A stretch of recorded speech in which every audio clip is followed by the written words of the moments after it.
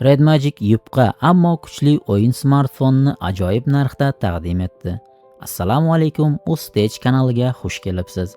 Red Magic kompaniyasi o'yin ishqibozlari uchun maxsus ishlab chiqilgan arzon ammo nihoyatda kuchli smartfon Red Magic On Air ni taqdim etdi.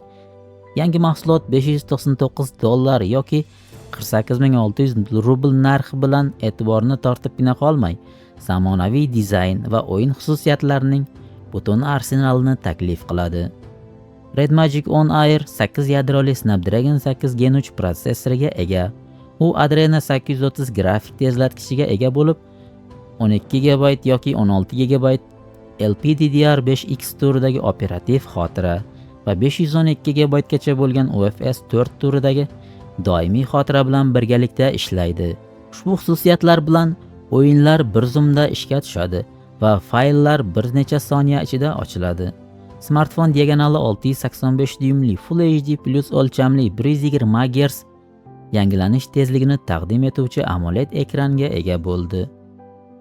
Qurilmaning o'yin uchun jihatlari qatoriga 10 qatlamli bug'lanish kamerasi va aylanish tezligi minutiga 22000 bo'lgan parrakchasi, shuningdek 520 Hz javob tezligiga ega jismoniy kalitlarni o'z ichiga olgan xususiy IC135 sovutish tizimi ham kiradi.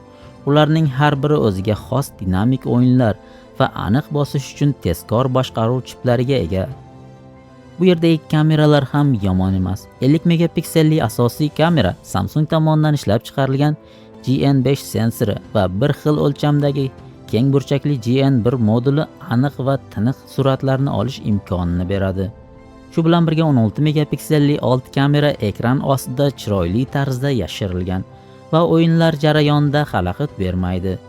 Batareyaning ishlash muddati 80 vatt tez zaryadlashni qo'llab-quvvatlaydigan 6000 mAh batareya bilan ta'minlanadi. Faol foydalanishning to'liq kunini va 35 daqiqada tez zaryadlashni qo'llab-quvvatlaydi. Snapdragon Sound va yo'qotishsiz audio qo'llab-quvvatlashga ega stereo dinamiklar tasvirni to'ldiradi. Red Magic On Air nafaqat kuchli flagmanga o'xshaydi, balki ushbu qurilma ortiqcha to'lovlarsiz mobil o'yinlardan maksimal darajada foydalanishni istaganlar uchun hamdir. Shu bilan ushbu videomiz ham o'z nihoyasiga yetdi. Video yoqqan bo'lsa, like bosing, kommentariyada o'z fikringizni qoldiring va videoni do'stlaringizga ham ulashing.